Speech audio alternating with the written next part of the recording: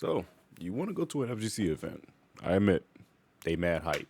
Plenty of stuff to go around, plenty of events that's happening around the world, but all in due time, you need to figure out how you can get there, the money that needs to be spent, and what is the best locations for you to go to. So in this video, I'm going to help you guys out with a little travel guide of what you need to do and what things you don't need to do when it comes to FGC events and how to get to them.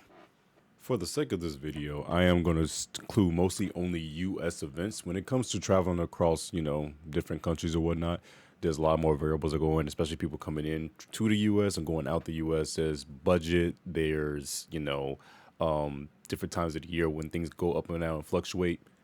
Those all in due time, but for now, I'm going to focus mostly on U.S. events.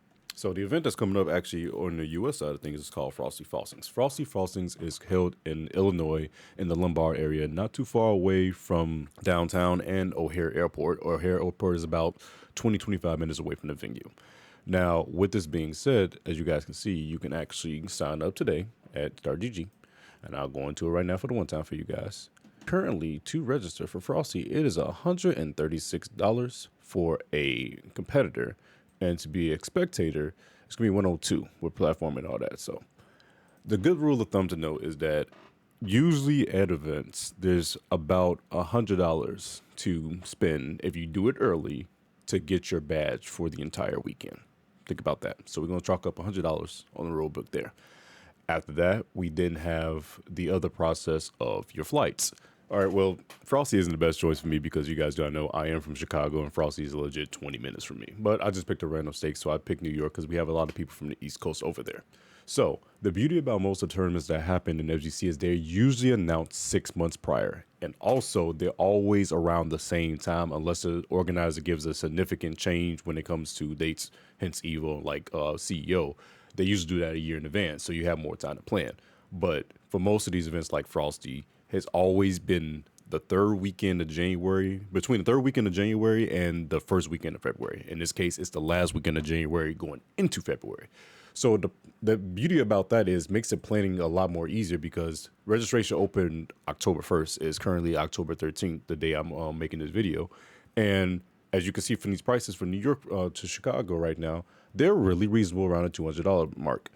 The beautiful thing about this, like I said, is since it's announced early, if you're on top of it as early as B, you can get flights really cheap instead of booking last minute. And on top of that, a lot of people don't know that a lot of flights have payment plans that you can do. A little slight charge increase where, like, for example, I fly mostly United. It's $158 right there. But if you want to do a monthly payment on it instead of doing the full price, you have that option with a little slight increase in change. So I believe it's $158 here. It'll probably be like maybe $180, but you can pay every month instead of like a round change of, let's say, the mental math, like $68 every month until you pay it off. You can do that. That is available to you. Just other options. But like I said, since the events are announced 6 months beforehand, usually amongst all the events, and they're usually around the same time, it makes planning a little bit easier when it comes to which events you want to go to.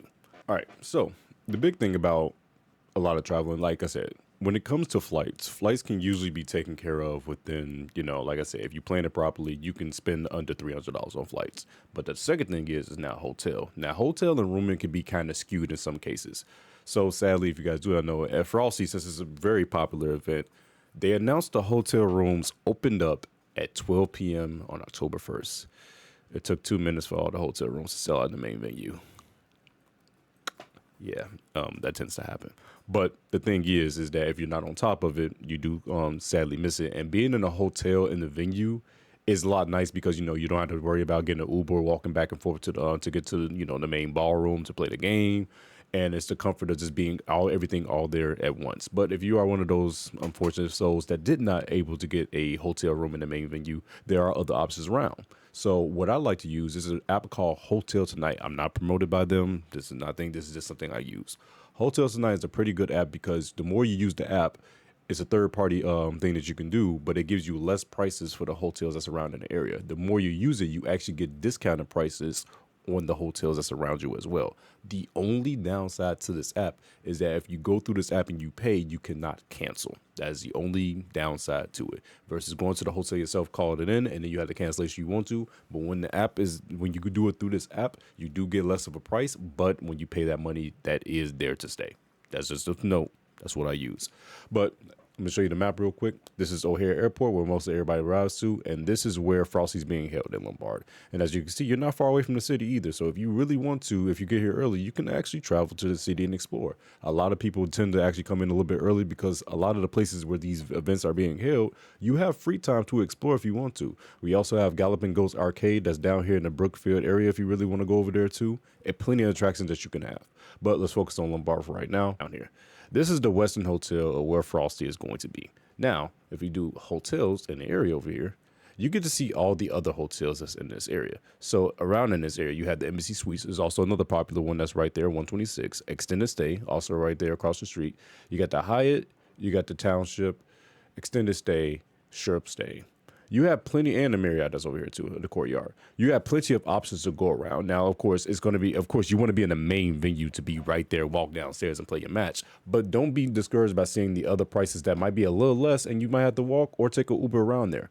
That's another thing to be a cost. And the big thing about this, you can room by yourself. It might be a little costly. It could cost you, let's say it's 125 a night. So about 400 for you to stay the weekend, 450-ish. You have the option to have roommates, you can split up the cost if need be. That's a big thing. You don't have to do this all by yourself. You can get roommates to split up the cost and help you out just a tad bit more. So let's chalk that up to the math real quick. About $100 for registration. You have about, let's say, $250 for a flight and then about $400 for a room. We're sitting at just about $800, $750, just around that mark.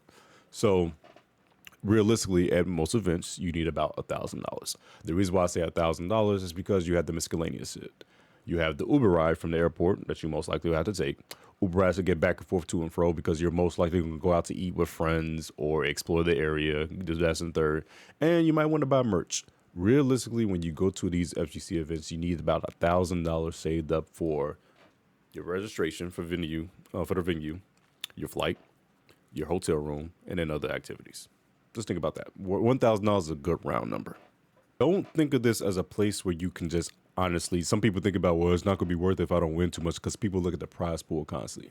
Think of this as a vacation for you to see the people that you spend the time with the most while playing video games. That's what it is. Too many people get caught up in the aspect of like, damn, if I play and I don't win, I waste some money. No, you got to hang out with your friends and see the thing that you love in real time. If you go into the mindset of the investment of what can I get in return in FGC, you're going to realize very quickly that it's a diminishing return and you're not getting much off of it. This should be a place of enjoyment first, okay? Even the top dogs like your Sonic Foxes, your Punks, those guys, they're making a lot of money off of it because they're doing content creation as well as they win the tournaments. Not everyone can do that, and it's okay. It's completely okay to not be that good. Still enjoy the time to be in the fighting games and going to the event and just going for the vibes and the pure joy of being around the people that you made the memories with, online to offline. But in the US, like I said, $1,000 is needed. It's mostly about the planning and then who are you going with.